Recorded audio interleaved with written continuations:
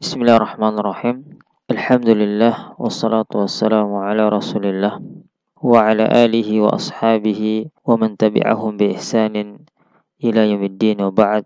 Ikhwati fillah azani Allahu wa iyyakum. Teman-teman sekalian rahimani wa rahimakumullah. Selamat bergabung di grup belajar bahasa Arab, baik itu grup pemula ataupun lanjutan. Semoga kita selalu diberikan taufik dan karunia-Nya sehingga kita terus istiqomah dalam agamanya. Mungkin timbul pertanyaan, kenapa kita harus mempelajari bahasa Arab? Maka jawabannya adalah karena bahasa Arab memiliki karakteristik dan keistimewaan yang sangat banyak. Di antaranya, bahasa Arab adalah bahasa yang Allah pilih sebagai bahasa firman-Nya dan bahasa Rasulnya Nabi kita Muhammad sallallahu alaihi wasallam. Allah Subhanahu wa taala berfirman, "Wa innahu latanzilu rabbil alamin, nazala bihi ruhul amin, ala qalbika litakuna minal munzirin, bilisanin arabiyyin mubin." Dan sesungguhnya Al-Qur'an ini benar-benar diturunkan oleh Tuhan semesta alam. Dia dibawa turun oleh Roh Al-Amin, yaitu Jibril, ke dalam hatimu Muhammad agar kamu menjadi salah seorang di antara orang-orang yang memberi peringatan dengan bahasa Arab yang jelas. Dan dalam ayat yang lain Allah Subhanahu wa taala berfirman, "Wa ma arsalna min rasulin illa bilisani qaumihi liyubayyina lahum." Kami tidak mengutus seorang rasul pun melainkan dengan bahasa kaumnya, supaya ia dapat memberi penjelasan dengan terang kepada mereka. Dalam surat Ibrahim ayat 4. Dipilihnya bahasa Arab dari sekian banyak bahasa yang ada saat itu sebagai bahasa firman-Nya dan memilih Nabi yang terakhir dari kalangan bangsa Arab. Ini membuktikan bahwa bahasa Arab memiliki keistimewaan yang sangat besar dan tinggi yang tidak dimiliki bahasa lain. Keistimewaan yang berikutnya, bahwasanya bahasa Arab bahasa yang paling luas dan kaya dengan kosakata. Al-Imam Ibnu Katsir rahimahullah berkata dalam tafsirnya, "Wa dzalika li'anna lughatal Arab afsahul lughati wa abyanuha wa awsa'uha." Itu dikarenakan bahasa Arab adalah bahasa yang paling fasih, paling jelas dan paling luas. Wa aktsaruha ta'diyatan lil ma'ani allati taqumu bin nufus. Serta paling mampu untuk mengungkapkan makna-makna dalam jiwa. Falihadza unzila asyraful kutub bi asyrafil lughat. Oleh karena itulah diturunkan kitab yang paling mulia dengan bahasa yang paling mulia, yaitu bahasa Arab. Dan di antara keistimewaannya bahwasanya bahasa Arab bahasa yang paling tua dalam sejarah dan akan selalu dijaga oleh Allah Subhanahu wa taala sepanjang masa. Para ulama sejarah berbeda pendapat mengenai sejak kapan bahasa Arab itu ada. Akan tetapi satu hal yang tidak diragukan bahwasanya bahasa Arab telah ada sejak kurang lebih 15 abad yang lalu dan tidak mengalami perubahan hingga saat ini. Subhanallah. Teman-teman sekalian rahimani wa rahimakumullah. Oleh karena itu, mempelajari bahasa Arab memiliki keutamaan yang sangat banyak. Di antaranya, bahasa Arab adalah bagian dari agama Islam itu sendiri. Allah Subhanahu wa taala berfirman, "Inna anzalnahu Qur'anan Arabiyyan la'allakum ta'qilun." Sesungguhnya kami menurunkan berupa Al-Qur'an dengan berbahasa Arab agar kamu memahaminya. Syekhul Islam Ibn Taimiyah rahimahullah berkata, "Wa aidan fa inna nafsal lughatil arabiyyah min ad-din wa ma'rifatuha fardun wajibun. Fa inna fahmal kitabi was sunnati fardun wa la yufhamu illa bi fahmil lughatil arabiyyah. Wa ma la yatimul wajib illa bihi fahuwa wajib." Dan juga bahasa Arab itu adalah bagian dari agama Islam.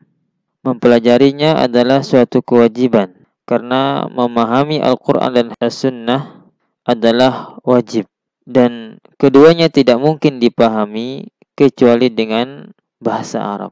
Jika ada suatu kewajiban yang tidak sempurna dilaksanakan kecuali dengan disertai suatu hal, maka hal tersebut hukumnya menjadi wajib.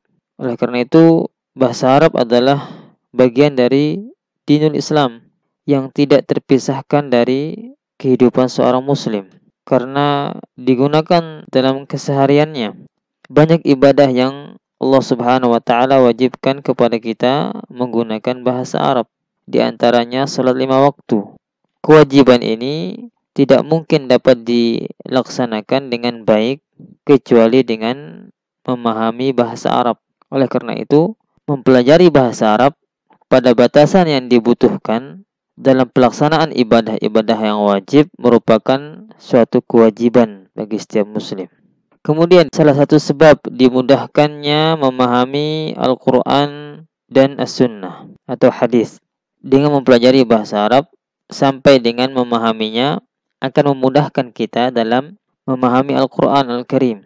Sebagaimana firman Allah Subhanahu wa taala, "Fa innama yassarnahu bilisanika litubashshira bihil muttaqin wa tunzira bihi qauman ludda." Maka sesungguhnya telah kami mudahkan Al-Quran itu dengan bahasamu, agar kamu dapat memberi kabar gembira dengan Al-Quran itu kepada orang-orang yang bertakwa, dan agar kamu memberi peringatan kepada kaum yang membangkang. Al-Imam Ibnu Katsir berkata mengenai tafsiran ayat dalam surat Maryam ayat ke-97, kata beliau, "Fa innama yassarnahu ya'ni al-Qur'an bilisanika ay ya Muhammad wa huwa al-lisanul arabiyyul mubin al-fasihul kamil." Allah berfirman, kami telah memudahkan Al-Qur'an itu dengan bahasamu wahai Muhammad, yakni bahasa Arab yang nyata, yang fasih, yang sempurna. Kemudian keutamaan berikutnya, keutamaan mempelajari bahasa Arab, bahwasanya mempelajari bahasa Arab kunci memahami dan menguasai ilmu-ilmu syar'i. Seluruh ilmu-ilmu syar'i, baik berupa tafsir, hadis, aqidah, fikih, dan lain sebagainya, adalah ilmu-ilmu yang bersumber dari Al-Quran dan As-Sunnah yang berbahasa Arab. Oleh karena itu, tidak ada jalan untuk memahami dan menguasai ilmu-ilmu tersebut kecuali dengan mempelajari bahasa Arab. Berkata Al-Imam Asy-Syatibi rahimahullah, "Asy-syari'atu 'arabiyyatun wa idza kanat 'arabiyyatan fala yafhamuha haqqal fahm illa man fahima al-lughata al-'arabiyyata haqqal fahm." Syariat Islam berbahasa Arab. Jadi, tidak ada yang dapat memahaminya dengan benar kecuali orang yang memahami bahasa Arab dengan pemahaman yang benar. Dalam kitabnya Al-Muwafaqat jilid 5 halaman 53. Seorang muslim ketika memiliki minat yang besar untuk mempelajari bahasa Arab, ini berarti menunjukkan kecintaannya kepada bahasa ini. Kecintaannya kepada bahasa ini merupakan salah satu tanda kecintaannya kepada Allah dan Rasulnya. Al-Imam Abu Mansur Ats-Tsa'labi rahimahullah pernah mengatakan, "Man ahabba Allah ta'ala ahabba rasulahu Muhammadan sallallahu alaihi wasallam." Barang siapa yang mencintai Allah, niscaya ia mencintai Rasulnya Muhammad sallallahu alaihi wasallam. "Wa man ahabba ar-rasula al-arabiyya ahabba al-arab." Dan barang siapa yang mencintai Rasul yang berasal dari bangsa Arab, niscaya ia mencintai bahasa Arab. "Wa man ahabba al-arab ahabba al-arabiyyah allati biha nazala afdalul kutub ala afdalil ajam wal arab."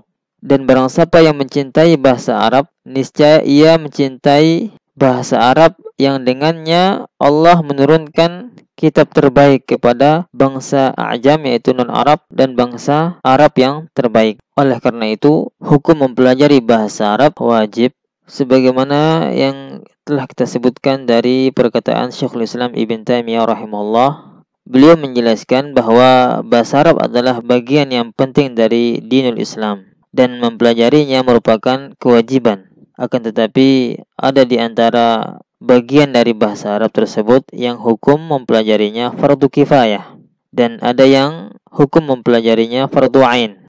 Adapun yang dimaksud fardu kifayah yaitu apabila telah ada sebagian kaum muslimin dengan jumlah yang cukup mempelajari bahasa Arab, maka kewajiban ini gugur atas kaum muslimin yang lainnya. Inilah maksud dari perkataan Syekhul Islam Ibn Taimiyah rahimahullah ketika beliau mengatakan wa ma'lumun anna ta'allum al-arabiyyati wa ta'lim al-arabiyyati fardun 'alal kifayah. Dan satu hal yang sudah diketahui bahwa mempelajari dan mengajarkan bahasa Arab hukumnya adalah fardu kifayah. Sedangkan yang dimaksud dengan fardu ain adalah kewajiban yang dibebankan atas setiap individu muslim, siapapun dirinya dan apapun latar belakang pekerjaan dan pendidikannya. Selama ia seorang muslim, maka wajib atasnya mempelajari bahasa Arab. Adapun bagian dari bahasa Arab yang termasuk dalam kategori fardu ain, yaitu semua bagian dari bahasa Arab yang diperlukan dalam melaksanakan ibadah-ibadah yang wajib. Hal ini sebagaimana yang dijelaskan oleh Al-Imam Asy-Syafi'i dalam kitabnya Ar-Risalah, beliau mengatakan, "Fa'ala kulli muslimin ay yata'allama min lisanil arabi ma balaghahu juhduh hatta yashhada bihi an la ilaha illallah wa anna Muhammadan abduhu wa rasuluhu." Maka wajib bagi setiap muslim untuk mempelajari bahasa Arab sesuai dengan kesanggupannya sehingga ia bersyahadat dengan benar, wa yatlu bihi kitaballahi wa yantiqa bidzikri fi mafturida alaihi minat takbir, hingga ia mampu untuk membaca Al-Quran, ia pun dapat melafadzkan zikir yang diwajibkan atasnya, minat takbiri wa umira bihi minat tasbihi wa tasyahudi wa ghairi dzalik, yaitu berupa takbir, tasbih, tasyahud dan yang lainnya, dalam kitab Ar-Risalah halaman 48 sampai 49. Dari perkataan ulama di atas dapat kita ketahui bahwa mempelajari bahasa Arab lebih dari yang diperlukan untuk melaksanakan kewajiban syariat, hukumnya sunnah bagi kaum muslimin pada umumnya. Adapun bagi alim, ulama dan penuntut ilmu syar'i atau seorang ustadz yang mengajarkan kepada umat agama Islam, maka wajib baginya untuk mempelajari hal tersebut. Oleh karena itu, para ulama bersepakat bahwa di antara syarat yang harus dipenuhi sebagai seorang mujtahid, seorang mufti yang memiliki hak untuk berfatwa adalah wajib memahami bahasa Arab dan ilmu-ilmu yang terkait dengannya, seperti ilmu nahwu, ilmu sharaf, ilmu balaghah, dan yang lainnya. Semoga bermanfaat. Wassallallahu ala nabiyyina Muhammad wa akhiru da'wana alhamdulillahi rabbil alamin.